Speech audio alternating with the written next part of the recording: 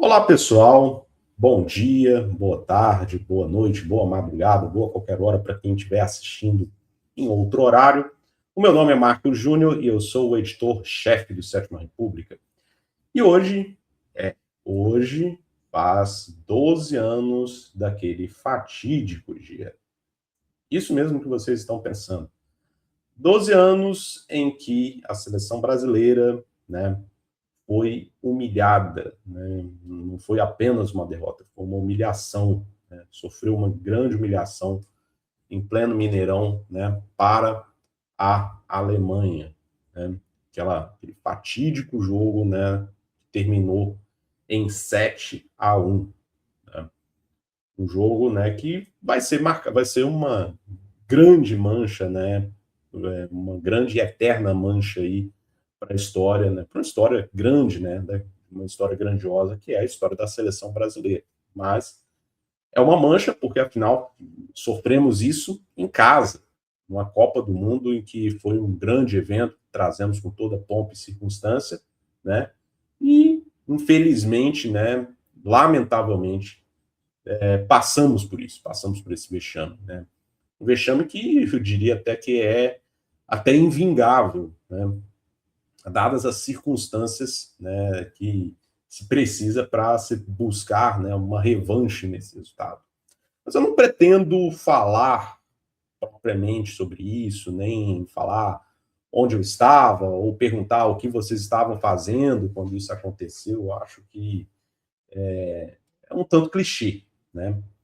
Mas eu acho que a reflexão que temos que fazer, né, ainda mais nesse momento agora que passamos por mais uma queda, né, em Copa do Mundo, e fomos eliminados agora, dessa vez, para a Noruega, é o seguinte, né, 12 anos depois, o que futebol brasileiro, o que a seleção brasileira aprendeu diante desse vexame, diante dessa tragédia do Mineirão, né, 7-1 para a Alemanha? Se é que dá para dizer que aprendeu alguma coisa, né, dá para dizer que a gente aprendeu muito pouco, mas muito pouco mesmo, né?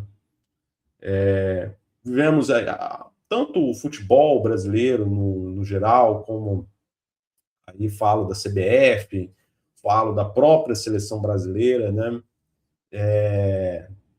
A sucessão de treinadores, enfim, e aí eu vou focar muito nesse último ciclo que tivemos, né, que é esse ciclo pós-Tite, né, até cacofônico isso aí. A gente teve inúmeras trocas aí de dirigentes na CBF, tivemos inúmeras trocas de treinadores nesse último ciclo, e isso, de certa forma, tumultuou o trabalho, né, da seleção brasileira nesse último ciclo. Nós ficamos um ano sem técnico efetivo, né? Tivemos aí Ramon Menezes, Fernando Diniz, né, como técnicos interinos, né? O Ramon Menezes, que protagonizou, né, uma derrota em amistoso para o Marrocos, protagonizou uma goleada sofrida para o Senegal, e ainda quando ele treinava a seleção sub-20, o Brasil foi eliminado por Israel, pasmo, né, no Mundial Sub-20. E depois veio Fernando Diniz com aqueles altos e baixos nas eliminatórias, mais baixos do que altos, né? E depois veio Dorival Júnior, muitos até de início parecia algo que ia melhorar alguma coisa, né? Mas no final veio a eliminação na Copa América, veio, né, uns tropeços aí nas eliminatórias, e aí veio aquela goleada que sofremos para a Argentina ano passado. E aí veio Carlo Ancelotti. Sim, teve alguma melhoria, mas os erros que levaram aí a esse resultado que vimos agora no último domingo foram se acumulando. Como eu disse, né, no meu artigo que eu escrevi no Substack, inclusive vou deixar o link aí na descrição do vídeo,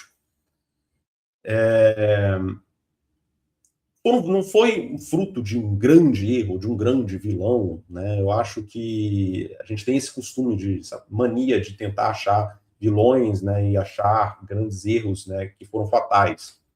Eu acho que foi um somatório de pequenos erros que foram se acumulando, que foram não se sanando a tempo e que, ao longo desse ciclo, e principalmente, inclusive dessa campanha, né, para a Copa, né, foram se acumulando até que o desastre ocorreu.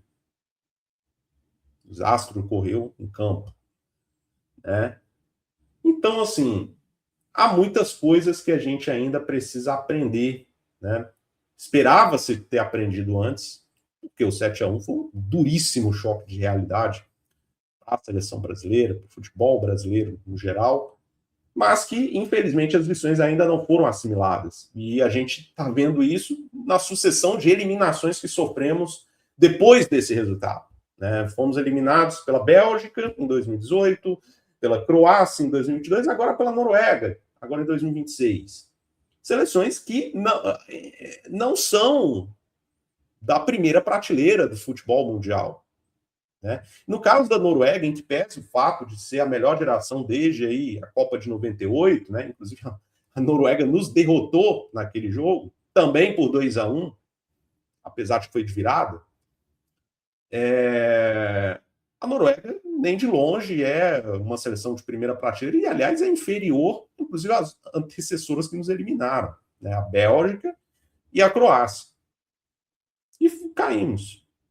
Aliás, esse 7-1 longe, também eu vejo, né, e aí é uma avaliação minha, ele meio que normalizou a aceitação da mediocridade em se tratando de futebol brasileiro, em se tratando de seleção brasileira, né? Certas coisas que a gente via como algo inaceitável e até de certa forma revoltante, pelo fato de não ser algo tão, vamos dizer assim, brutal, tão vexaminoso como foi o 7-1, passaram a ser normalizadas, passaram a ser vistas como aconteceu, infelizmente, né? E não era para ser assim.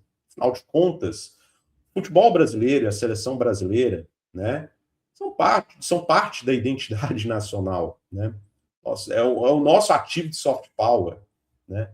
Não dá para aceitar, né, que a nossa seleção caminhe, né, para 36 anos, né? É o pior resultado em 36 anos, né? Desde a Copa de 90 que a gente não é eliminado nas oitavas. Já vai fazer agora pelo menos 28 anos em que não vamos ter um Mundial.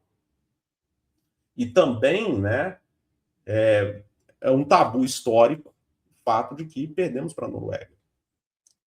Então, meus amigos, né, é isso que eu tenho a dizer nesses 12 anos dessa grande humilhação que foi o 7-1. Esperamos que, e aí, dirigentes, né,